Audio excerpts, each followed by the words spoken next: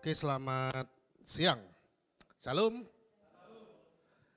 Saya ingin mengangkat tema ini, ya. Tadi kesaksian Calvin luar biasa dan Tuhan akan terus berkarya dalam kehidupannya. Dan saya percaya semua di tempat kita karya Tuhan itu sempurna. Amin. Ya, kalau kita itu terbatas, Allah kita adalah Allah yang tidak terbatas, ya. Jadi kalau kita ingin mencapai hal-hal yang tinggi, yang besar, yang tidak terbatas itu, jangan pakai kekuatan kita, pakailah kekuatan Allah. Andalkanlah Tuhan, ya, orang-orang muda. Saya ingin membahas apa yang saya bikin di PowerPoint, Who am I in Christ? Siapa kita di dalam Kristus? Hari-hari ini banyak orang yang mendefinisikan siapa saya itu dengan siapa saya? Saya Joel Panjaitan. Lahir di mana kau? Tapanuli Utara. Terus tanggal? Terus tanggal? Mau berubah lagi ya? 15 Februari 2023? 15 Februari? Oh, 2003, saya dengar tadi 2023. Lahir di masa depan kau. Nah, itu apakah kita? Apakah tadi yang disebutkan itu adalah kita? Adalah Joel? Enggak, itu namanya. Itu data pribadinya, betul? Ada juga orang yang mendefinisikan saya adalah seorang guru atau seorang dokter. Saya bekerja di salah satu sekolah atau di salah satu tempat praktek. Biasanya saya melayani. Apakah itu kita? Bukan. Itu adalah profesi kita, pekerjaan kita, betul? Jadi siapa kita sebetulnya? Siapa kita di dalam Kristus? Who am I? Siapa kita? Kadang-kadang orang tidak ngerti siapa dia. Ya, kenapa Paulus tulis berkali-kali di dalam kitab-kitab yang dia tulis? Di dalam Kristus, di dalam dia, melalui Kristus. Supaya apa? Supaya kita mengerti bahwa identitas kita yang baru itu adalah di dalam Kristus. Mari kita baca Yohanes 15 ayat yang ke-15. Yohanes pasal 15 ayat yang ke-15. Ayo kita baca sama-sama 1, 2. Ya, aku tidak menyebut kamu lagi hamba, sebab hamba tidak tahu apa yang dia perbuat oleh tuannya. Tetapi aku menyebut kamu sahabat karena aku telah memberitahukan kepada kamu segala sesuatu yang telah kudengar dari Bapakku. Perhatikan, dikatakan aku tidak menyebut kamu lagi hamba. Aku tidak menyebut kamu lagi hamba. Ini siapa yang ngomong? Tuhan Yesus. Yesus berkata, aku tidak menyebut kamu lagi hamba. Sebab apa? Sebab hamba tidak tahu apa yang diperbuat oleh tuannya. Jadi kalau hamba, dia tidak tahu apa yang diperbuat oleh tuannya. Yesus berkata demikian. Tetapi aku menyebut kamu apa? Sahabat. Jadi Anda dan saya adalah sahabat-sahabat Yesus. Bagi Yesus, Anda dan saya adalah sahabatnya. Bagi Bapa di sorga, kita adalah anak-anaknya. Jadi siapa sahabat Yesus? Tunjuk tangannya yang sahabat Yesus. Yoel enggak tunjuk tangan dia kan? Memang dia selalu. Jadi kita adalah sahabatnya. Nah, kalau kita sahabat, kita apa? Coba baca, karena aku telah memberitahu. Kalau tadi apa? Hamba tidak tahu. Tapi kalau sahabat, dia tahu.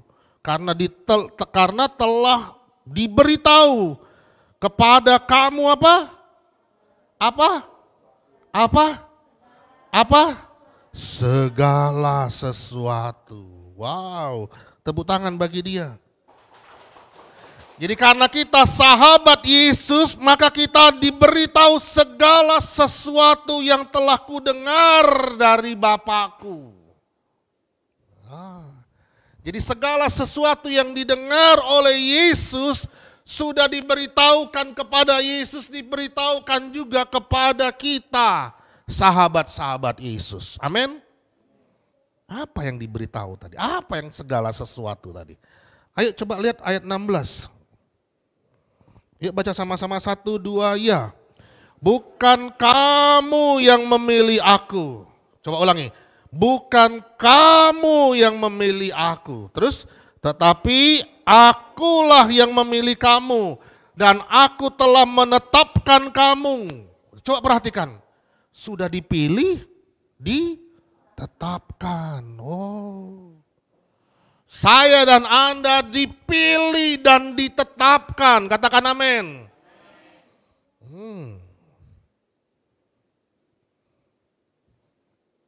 Saya dan Anda dipilih dan ditetapkan. Kuat enggak itu? Yang milih bukan Presiden Jokowi. Yang milih Tuhan sendiri. Wow. Mana yang lebih tinggi? Dipilih presiden atau dipilih Tuhan? Mana yang lebih terhormat? Dipilih Tuhan atau dipilih presiden? Oh, Anda itu dipilih oleh Tuhan, ditetapkan oleh Tuhan. Katakan, saya dipilih, saya ditetapkan. Coba kasih tahu sebelah kananmu, Anda juga dipilih dan ditetapkan. Sebelah kiri juga kasih tahu. Supaya apa? Kita dipilih dan ditetapkan. Coba perhatikan. Ayo baca sama-sama 1, 2, iya. Supaya kamu pergi dan menghasilkan buah dan buahmu itu. Oh, itu yang pertama. Supaya kita pergi menghasilkan buah dan buah itu tetap. Itu supaya yang pertama. Terus supaya yang kedua. Supaya apa yang kamu minta kepada Bapa dalam namaku diberikannya kepadamu. Wah, ada 2 supaya. Supaya kita pergi menghasilkan buah dan buahnya tetap, dan supaya yang kita minta kepada Bapa dalam nama Yesus diberikan kepada kita. Wow. Jadi kita dipilih dan dipanggil untuk 2 hal, untuk pergi dan menghasilkan buah dan untuk meminta kepada Bapa di dalam nama Yesus. Anda adalah sahabat Yesus. Anda dipilih dan dipanggil. Supaya apa? Supaya pergi untuk menghasilkan buah. Dan buah itu tetap. Supaya apa? Supaya apa yang kamu minta dalam nama kepada Bapa dalam nama Yesus diberikan kepada kita. Wow, tepuk tangan bagi Yesus. Ini luar biasa enggak? Luar biasa. Jadi apa yang kita harus buat setelah kita menerima kepercayaan ini, setelah kita dipilih dan ditetapkan, supaya menghasilkan buah, supaya meminta kepada Bapa di dalam nama Yesus. Nah, sebelum saya menjelaskan lebih lanjut, mari kita baca 1 Korintus 1 ayat 27 sampai 29. 1 Korintus 1 ayat 27 sampai 29. Mengenai siapa yang dipilih Allah. Ini penting supaya kita tahu kenapa alasan kita dipilih. Kita perlu tahu kenapa kita dipilih. Yuk baca 1, 2, iya. Tetapi apa yang bodoh bagi dunia dipilih Allah untuk memalukan orang-orang yang berhikmat. Yang pertama, kenapa kita dipilih? Karena apa? Karena apa? Karena apa? Coba baca. Coba. Kita dipilih karena apa? Karena apa? Dia ngomong tadi, karena apa? Karena apa? Karena saya dan Anda, apa itu tulisnya itu? Coba garis bawahi. Tetapi apa yang bodoh. Jadi saya dan Anda bodoh. Kasih tahu sama kiri kananmu, kamu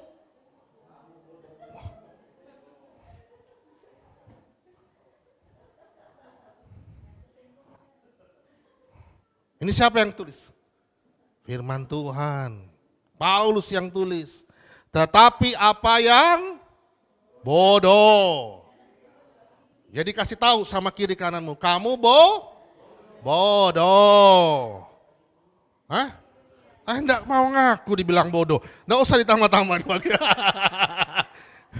Bodoh kok sombong. Ya. Tetapi apa yang bodoh bagi dunia dipilih Allah untuk memalukan orang-orang yang berhikmat. Bukan orang yang pintar dipilih oleh Allah. Tapi orang yang bodoh. Kalau bodoh bagi dunia itu kayak mana? Bodoh. Iya enggak? Apa definisi bodoh bagi dunia? Enggak berprestasi, enggak pintar, terus apa lagi? Katuang Palembang kata ambean lah. Sudah selesai. Tapi puji Tuhan itu yang dipilih Allah. Untuk apa? Untuk memalukan orang yang berhikmat. Jadi saya lebih suka, bukan lebih suka, memang fitrahnya, fitrah lagi pakai bahasa keren saya. Memang Tuhan pilih yang bodoh kok, gitu kan, bukan yang berhikmat. Jadi jangan pura-pura berhikmat, padahal kamu bodoh. Karena yang dipilih Tuhan justru yang bodoh. Amin. Dengarlah Tuhan siapa yang amin. Supaya Tuhan pakai orang-orang yang bodoh. Itu yang pertama. Terus yang kedua, apa yang lemah bagi dunia yang dipilih Allah untuk apa?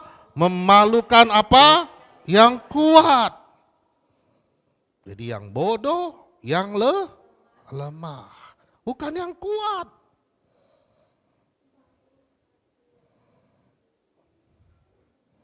Jadi apa yang kita mau banggakan?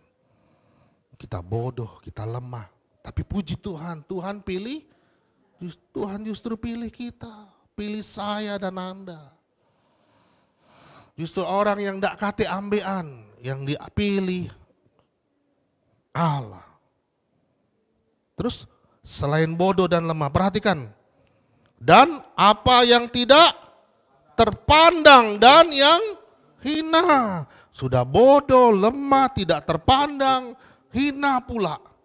Oh Tuhan, lengkaplah, paket lengkap. Ya. Bagi dunia dipilih Allah, bahkan apa yang tidak berarti dipilih Allah untuk meniadakan apa yang berarti. Oh lengkap ini. Bodoh, lemah, tidak terpandang, hina, tidak berarti. Tapi puji Tuhan, apa? Dipilih Allah untuk meniadakan apa yang berarti. Supaya apa? Supaya apa? Supaya apa? Supaya jangan ada. Garis bawahi supaya jangan adanya. Supaya jangan ada seorang manusia pun yang memegahkan diri di hadapan Allah. Jadi kalau kita boleh ya berdiri di tempat ini, ada di dalam ruangan ini, melayani Tuhan, dipakai Tuhan, kemanapun Tuhan mengutus kita, sebagai siapapun, entah sebagai pelajar, sebagai mahasiswa, sebagai pekerja, sebagai pengusaha.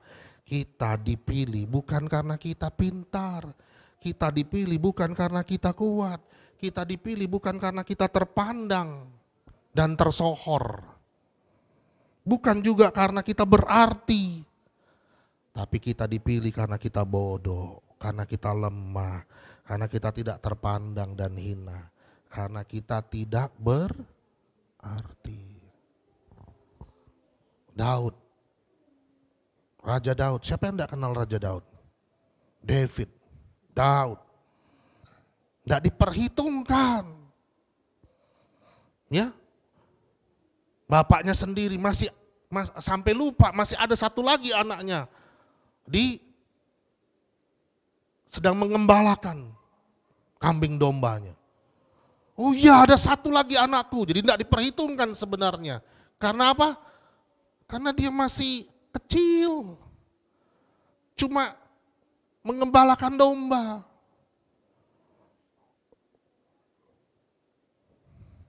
Tapi justru itu yang dipilih oleh Tuhan. Yusuf, ya, dicerita sama saudara-saudaranya, dicerita sama ayah ibunya. Terus dibilang, wah, parbada kau Yusuf. Gitu kan. Sombong kau Yusuf. Oh, marah saudara-saudaranya. Wah, tambah lama tambah kurang ajar ini orang ini. Gitu ya. Marah saudara, sampai akhirnya dia dibuang ke dalam sumur. Bukan cuma dibuang, akhirnya dijual jadi budak. Kehidupannya makin tidak diperhitungkan. Sampai akhirnya di dalam penjara. Kebayang enggak akhirnya dia jadi raja ya? Hah?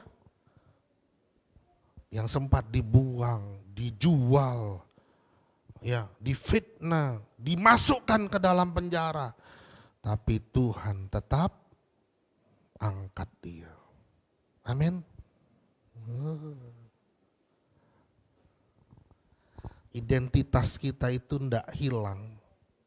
Walaupun kita ada di dalam lembah kelam sekalipun. Emas itu tetap emas walaupun dia masukkan ke dalam tempat yang hitam sekalipun. Comberan mungkin ya. Tetap dia emas. Emas, tahu emas? Emas murni itu loh, emas. Ada emas perak, itu emas gitu. Bukan emas Jowo. Emas gitu. Bukan emas Kevin, bukan. Emas itu ditaruh di tempat yang kotor sekalipun. Namanya tetap emas. Tetap emas gitu ya. Anak-anak Tuhan itu ditaruh, dibawa ke dalam lembah yang kelam sekalipun. Dia tetap anak Tuhan. Amin. Oh, itu buat kita ngerti siapa kita.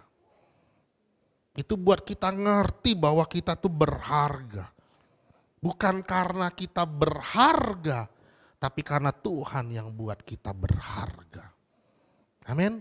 Kita tadi hina kok, bodoh kok, lemah kok, gak punya arti kok. Betapapun tinggi prestasi manusia, semua itu hanyalah anugerah Tuhan.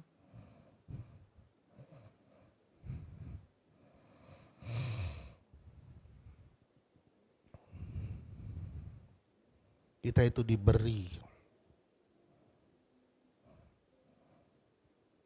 segala sesuatu yang tidak dunia miliki. Amin. Katakan diberi. Kalau orang sudah diberi itu punya enggak?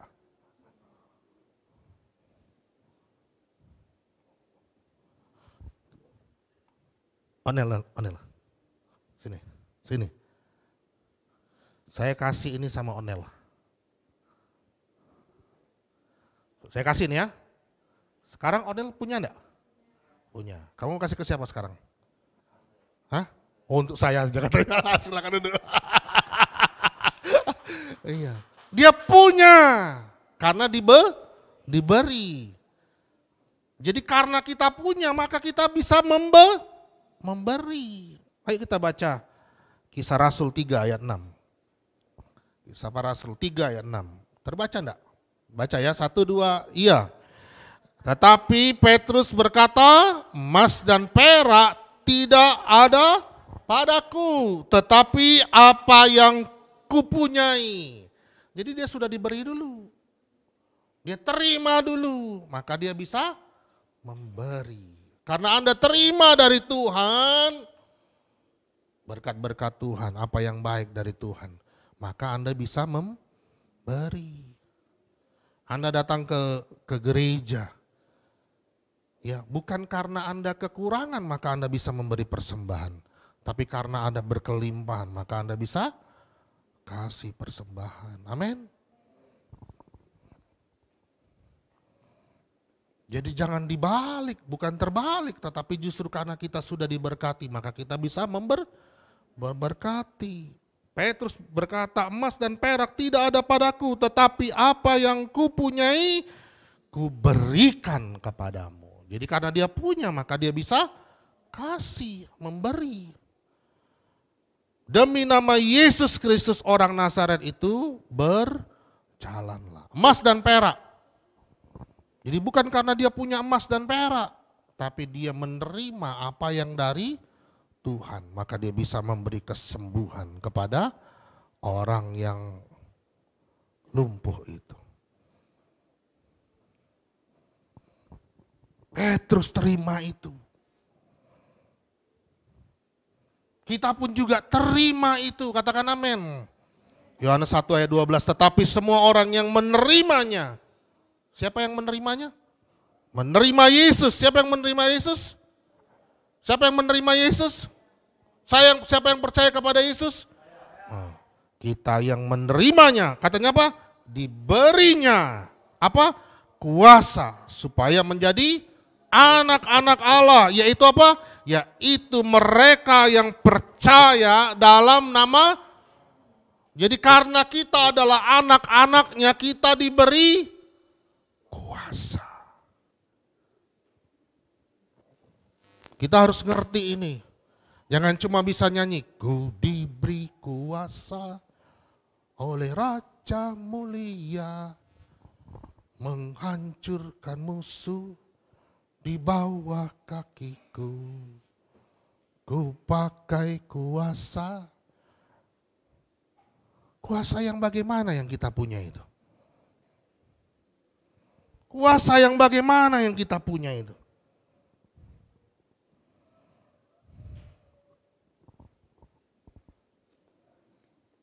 Yuk kita baca Matius pasal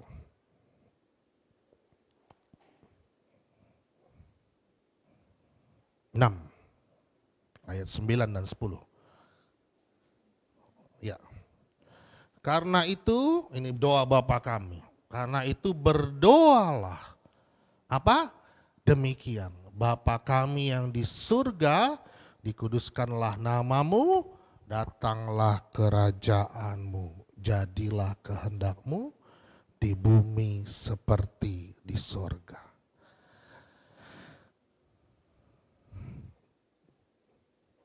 Datanglah kerajaanmu, jadilah kehendakmu di bumi seperti di sorga. Jadi standarnya sorga. Amin. Bukan bumi. Bumi ini standarnya adalah sorga. Yesus ingin bumi ini sorga. Datanglah kerajaanmu, jadilah kehendakmu di bumi seperti di sorga. Waktu doa Yesus di atas bukit sebelum dia menyerahkan diri di atas kayu salib. Yohanes pasal 17 ayat 14, 15, 16, 17, 18. Ya, saya baca untuk kita. Aku telah memberikan firman-Mu kepada mereka dan dunia membenci mereka karena, garis bawah ya, mereka bukan dari dunia. Siapa yang bukan dari dunia? Kita. Katakan, saya dan Anda bukan dari dunia. Sama seperti aku bukan dari dunia. Kita bukan dari dunia. Aku telah memberikan firman-Mu kepada mereka, dan dunia membenci mereka karena mereka bukan dari dunia. Sama seperti aku bukan dari. Siapa yang ngomong ini? Tuhan Yesus. Sebelum dia diserahkan di atas kayu salib. Aku tidak meminta supaya engkau mengambil mereka dari dunia, tetapi supaya engkau melindungi mereka daripada yang jahat. Mereka bukan dari dunia. Diulangi sekali lagi. Kalau diulang itu penting. Kalau diulang itu konfirmasi. Mereka bukan dari dunia, sama seperti aku bukan dari dunia. 2 kali Yesus ulangi. 2 kali Yesus ulangi di dalam doanya. Mereka bukan dari dunia. 1. Sama seperti aku bukan dari dunia.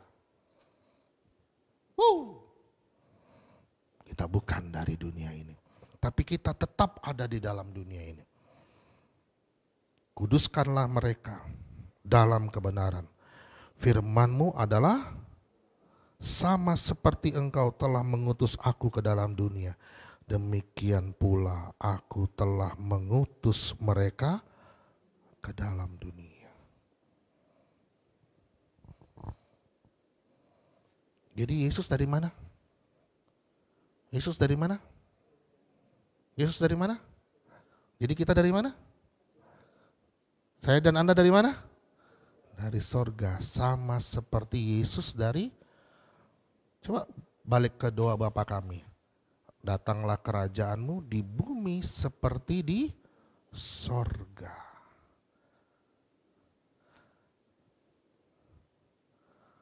Jadi artinya apa? Jadi artinya Yesus hendak konfirmasi. Ya. Kita yang dari sorga, yang masih ada di dunia ini, masih tinggal. Kita tuh jadi terminate, jadi penghubung. Waktu di perjanjian lama, di dalam bait Allah itu ada ruang Maha Kudus. Cuma siapa yang boleh masuk? Imam besar Maha Kudus. Jadi ruang Maha Kudus itu adalah perantara. Ruang Maha Kudus itu adalah zonanya. Jadi kita ada di dalam ruang Maha Kudus itu. Amin. Amin. Jadi tugas kita adalah apa? Bawa, katakan bawa. Bawa apa yang di sorga ada di dunia. Orang dunia lihat, wah dia itu bodoh.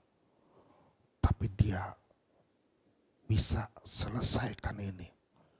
Dia itu lemah, tapi kok dia bisa bereskan ini. Dunia bisa lihat ada sesuatu yang berbeda. Bahkan waktu, sini Calvin. Waktu orang dunia pun sedang salaman dengan kita. Orang dunia bisa rasakan beda. Bergaul dengan kita yang dari sorga beda.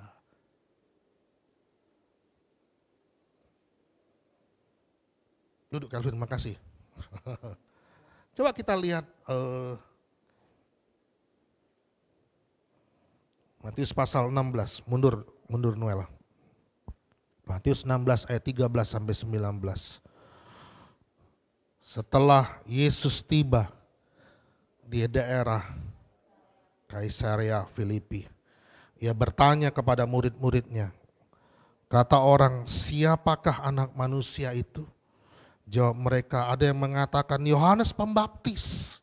Nggak tahu ya, kok Yesus dibilang Yohanes Pembaptis gitu. Ada juga yang bilang Eli, dan ada pula yang mengatakan Yeremia atau salah seorang dari para nabi. Jadi mereka menganggap Yesus itu sama seperti nabi-nabi lainnya. Lalu Yesus bertanya kepada mereka, tetapi apa katamu? Siapakah aku ini? Maka jawab Simon Petrus, engkau adalah Mesias, anak Allah yang hidup. Kata Yesus kepadanya, berbahagialah engkau Simon bin Yunus, sebab bukan manusia yang mengatakan itu kepadamu, melainkan Bapa di sorga. Dan aku berkata kepadamu, engkau adalah Petrus, dan di atas batu karang ini aku akan mendirikan jemaatku. Bahasa Inggrisnya my church kalau di King James. Church di situ bukan bicara tentang gedung atau bangunan. Tapi church di situ bicara tentang, kalau bahasa asli gereja itu adalah eklesia, kita. Tugas eklesia itu bawa apa yang di sorga ke bumi. Kalau engkau bekerja dengan orang yang tidak kenal Tuhan, engkau diberkati, orang itu pun usahanya diberkati. Ada atmosfer surga. Jadi aku akan mendirikan eklesiaku dalam alam maut dan alam maut tidak akan menguasainya. Kepadamu akan kuberikan apa? Kunci kerajaan sorga. Apa yang kau ikat di dunia ini, yang terikat di sorga. Dan apa yang kau lepaskan di dunia ini akan terlepas. Di mana? Di sorga.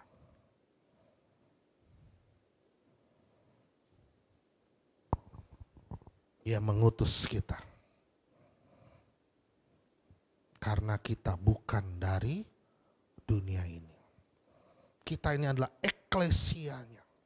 Kalau di perjanjian lama, ya di ruang Maha Kudus itu. Ruang Maha Kudus itu menjadi perantara bagi orang-orang Israel. Untuk apa? Untuk dapat mencapai Allah, mencapai sorga. Saya dan Anda. Dipakai untuk apa? Dipakai supaya orang dunia merasakan sorga. Amin. Kerajaanmu datanglah, kehendakmu jadilah di bumi seperti di surga. Pertama kali Allah menciptakan langit dan bumi. Kejadian 1 ayat 1. Allah menciptakan apa? Langit dan bumi. Kalau langit dan bumi itu sama enggak? Di atas bumi langit. Jadi langit itu bagian dari bumi. Sebenarnya bahasa aslinya, ya, saya lihat King James-nya saja. In the beginning God created the heaven and the earth. In the beginning God created the heaven and the earth. Garis bawahi heaven and earth. Kalau heaven, apakah langit? Sky harusnya. Tapi ini heaven and earth. Jadi dari awal Allah itu menciptakan sorga dan dunia. Dari awal Adam dan Hawa itu ditaruh di mana? Manusia itu? In heaven. Jadi sekarang kalau kita ada di dunia, tugas kita adalah bawa apa yang di sorga ke dalam dunia ini. Kita adalah ambasadornya.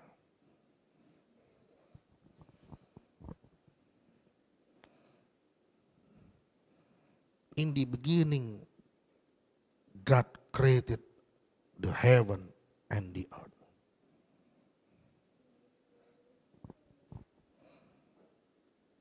Orang beda, orang dunia rasakan bedanya. Beda waktu berbicara dengan kita, berhubungan dengan kita. Mereka tidak ketakutan waktu datang sama kita. Waktu ngobrol sama kita. Mereka rasa nyaman. Mereka rasa ada sesuatu yang berbeda. Dan mereka diberkati. Itu identitas Anda, identitas saya. Apa? Dari sorga. Katakan saya dari sorga. Karena saya anak-anak Allah. Tadi kan ayatnya kan, karena kita anak-anak Allah. Kita dari sorga. Amin. Beda? Beda. Saya berdoa setelah kita mendengar ini, hidup kita berbeda. Kita sadar identitas kita. Mengapa Tuhan menciptakan kita, mengapa Tuhan menaruh kita ke dalam dunia ini. Mengapa Tuhan taruh kita di tempat kita berada hari-hari ini. Karena kita bisa bawa apa yang di sorga ke dalam dunia ini. Saya dan Anda dipilih, sudah dipilih. Katakan saya sudah dipilih. Tadi kan ayat pertama tadi. Ya, Yohanes 15:16 tadi. Dipilih, ditetapkan. Supaya kamu pergi kemana? Ke dunia ini. Untuk apa? Untuk menghasilkan buah. Dan buah itu tetap. Apa menghasilkan buah dan buah itu tetap? Suasana sorga. Apa yang kamu minta kepada Bapa dalam namaku, diberikannya kepadamu. Apa yang kamu minta dari sorga, diberikan kepadamu. Kita adalah anak-anak Allah. Jadilah seperti Petrus. Emas dan perak tidak ada padaku, tapi apa yang ada padaku. Apa yang ada pada kita? Semua yang ada di sorga. Tepuk tangan bagi Tuhan.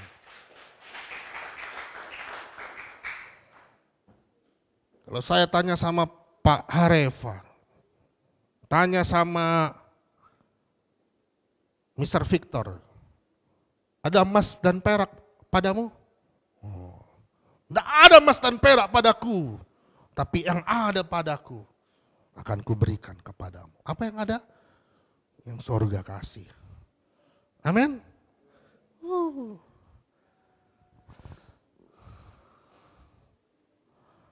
Banyak orang ya diajar dan ngajar Matius 28, 18, 19, 20 itu. Ya coba kita baca. Matius 28 ayat 18, 19 dan 20. Kemarin waktu di rumah saya sempat oprek-oprek ini. Waktu grosel. Yesus mendekati mereka dan berkata, kepadaku telah diberikan segala kuasa di sorga dan apa yang diberikan kepadaku diberikan kepadamu. Sudah kuberikan kepadamu. Tadi kan? Jadi apa yang ada? Kuasa di sorga dan di bumi. Ada pada Yesus. Sekarang juga ada pada kita. Tepuk tangan bagi Yesus. Iya kan? Yesus tadi kan bilang kan di Yohanes pasal 17 di doanya kan. Apa kuasa itu? Kuasa. Segala kuasa di sorga dan di bumi. Jadi segala kuasa di sorga dan di bumi itu sekarang ada pada siapa? Pada saya. Tepuk tangan, tepuk juga sebelah kananmu. Pada Anda. Sebelah kiri, pada Anda. Segala kuasa di sorga dan di bumi ada pada saya. Itu glory tadi ya. Ya. Haleluya. Segala kuasa di sorga dan di bumi. Karena itu pergilah dan jadikanlah semua bangsa muridku. Dan baptislah mereka dalam nama Bapa dan Anak dan Roh Kudus. Saya mau berhenti sampai di situ. Kata murid, jadikanlah semua bangsa muridku. Bahasa asli murid itu, bahasa Ibraninya limut. Limut bilang. Limut. Limut, bahasa Ibraninya. Bahasa Yunaninya matetes. Matetes. Limut, matetes. Nah, murid di situ bukan seperti murid di sekolah. Siapa yang ngajar di sini? Nah, ya. Bukan seperti guru di sekolah formal ngajarin muridnya, bukan seperti itu. Murid yang di sini bukan murid yang ada di sekolah, bukan. Bukan guru yang ngajarin murid yang ada di sekolah, bukan. Murid di sini, murid yang di matetes, limut. Kemanapun Yesus pergi, murid-murid ada di situ. Kalau murid di sekolah, ditemani gurunya gak sampai rumah? Enggak. Jadi standarnya itu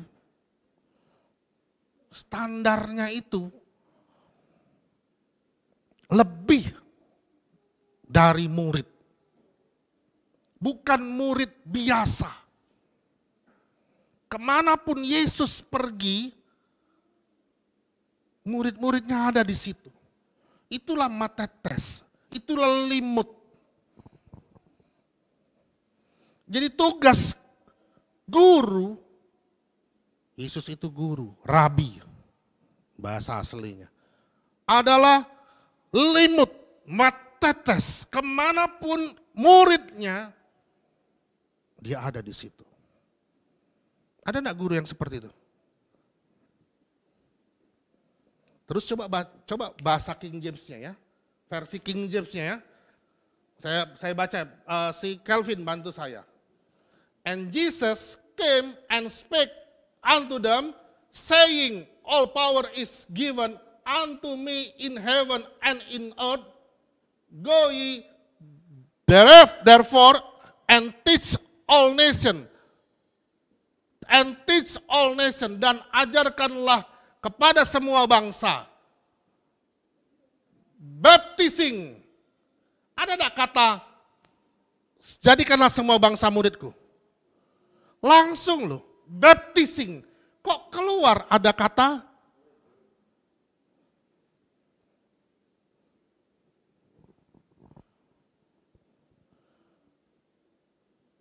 Karena bahasa aslinya tuh sulit cari makna yang sesungguhnya. Limut, matetes.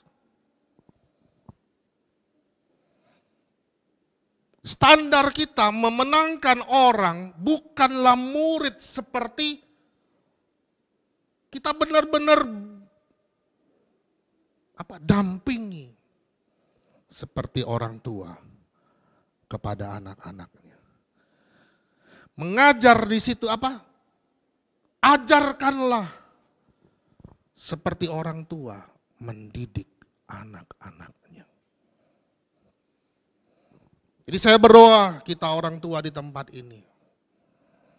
Kita semua di tempat ini. Waktu kita memuridkan, standarnya seperti ini. Sebagai orang tua. Seperti orang tua mendidik anaknya. Limut, matetes. Jadi disitulah dapat standar murid yang sesungguhnya yang dimaksud oleh Yesus di ayat 18, 19, dan 20. Standarnya itu standar murid yang didampingi. seperti Yesus, kemanapun dia pergi, murid-murid ada di situ.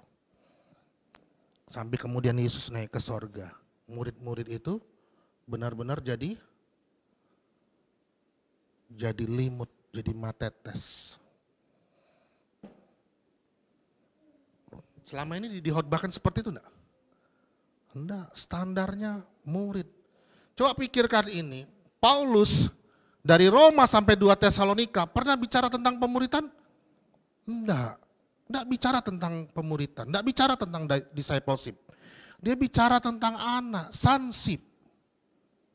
Ini sonship, bukan discipleship. Ini bukan bicara tentang murid, bukan bicara tentang pemuritan, tapi bicara tentang anak.